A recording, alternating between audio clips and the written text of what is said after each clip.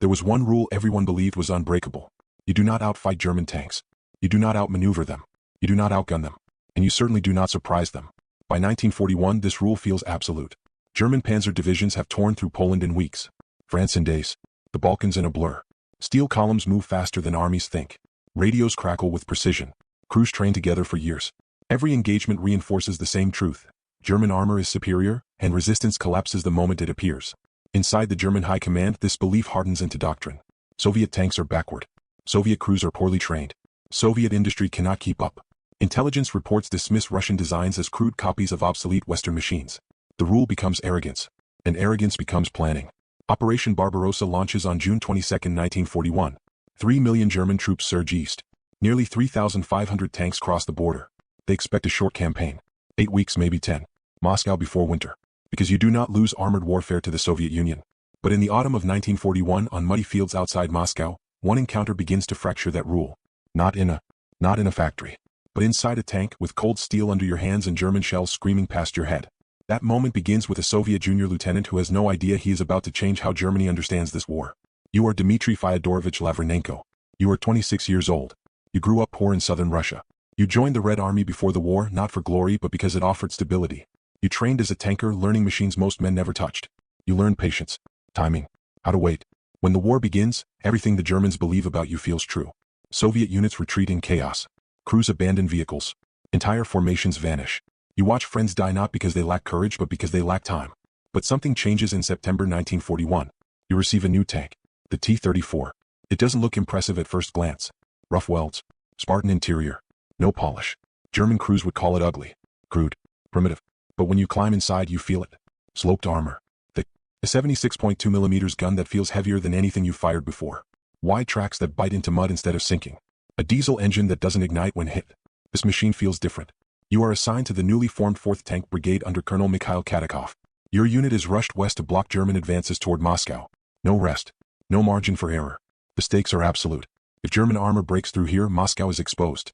And if Moscow falls, the war changes forever. German panzer commanders know this. They push harder. Faster.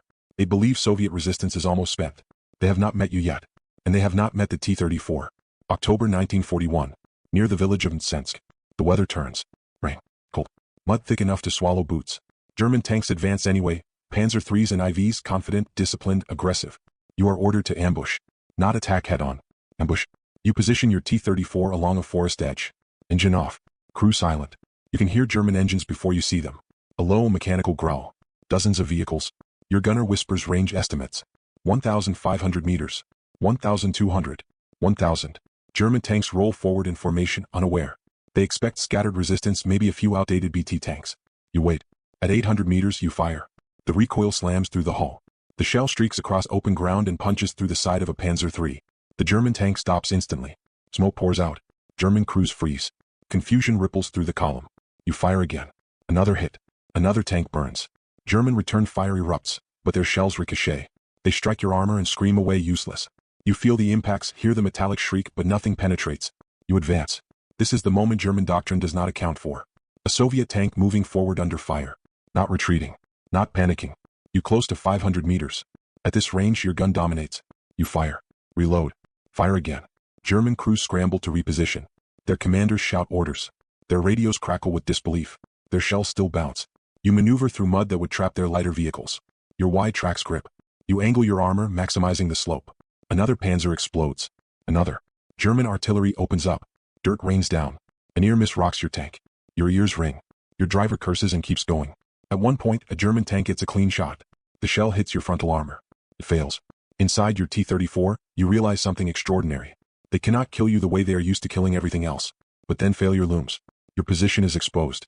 German infantry advances with anti-tank guns. A lucky hit could end everything. Your ammunition runs low. The radio crackles. Other Soviet units are falling back. You face a decision. Retreat and survive. Or press the advantage and shatter the illusion. You press forward. At 300 meters, you knock out another tank. Then another. German crews abandon vehicles in panic. Some run. Some burn. By the end of the engagement, your crew has destroyed multiple German tanks in minutes. And this is not an isolated fight. Over the next weeks you repeat it. Village after village. Road after road. You ambush. You maneuver. You strike first and vanish.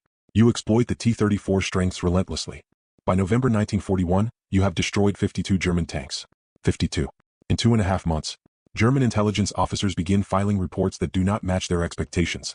Panzer units report encountering a new Russian tank, immune to standard weapons. German commanders argue. Some refuse to believe it. Others quietly panic. And right here, this is the moment. Because if you find this kind of forgotten history as fascinating as we do, we'd be honored if you'd hit that subscribe button. We believe these stories of courage, sacrifice, and military genius deserve to be told. And by subscribing, you help us ensure they aren't forgotten. What the Germans don't know, what they cannot yet see, is that your battles trigger a cascade. Reports reach Berlin. Engineers analyze battlefield wreckage. They discover sloped armor they cannot easily penetrate. They realize their standard 50mm guns are inadequate. Emergency programs begin. New weapons, bigger guns, heavier tanks, the Panther, the Tiger. All of them trace their lineage to one revelation. The T-34 has rewritten armored warfare. German tactics shift. Panzer units now avoid frontal engagements. They wait for air support. They deploy heavier guns. Their confidence cracks. And time, Germany's most precious resource, begins to run out. Meanwhile, Soviet commanders absorb the lesson. They standardize production. They simplify training. Factories east of the Urals produce thousands of T-34s under brutal conditions. By 1943 at Kursk, the largest tank battle in history unfolds. And the core of the Red Army's armored strength is built on the design you proved in combat. The war does not end in 1941, but it stops being inevitable for Germany. That shift begins here. In the mud. In the cold. Inside your tank. You do not live to see the victory. On December 18, 1941, just outside Moscow, a mortar round lands near you. Shrapnel cuts through steel and flesh. You are killed instantly. You are 26 years old. For decades your story remains incomplete. Records lost. Recognition delayed. You are posthumously awarded the title Hero of the Soviet Union, in 1990, nearly 50 years later. But your impact never disappears. Every modern tank carries the DNA of that moment. Sloped armor. Mobility. Firepower balanced with mass production. And today, when historians ask when Hitler realized his assumptions were wrong, the answer is not a single meeting or memo. It is you. If this story moved you, please hit that like button. Every click tells the algorithm this piece of history is worth remembering. We're dedicated to rescuing these forgotten stories from the archives. If you want to join us on this mission, please subscribe and turn on notifications. Where are you watching from? Drop a comment with your city or state and tell us if someone in your family served. Thank you for ensuring that Dmitry Lavrenenko and the 52 tanks he destroyed do not disappear into silence. They deserve to be remembered.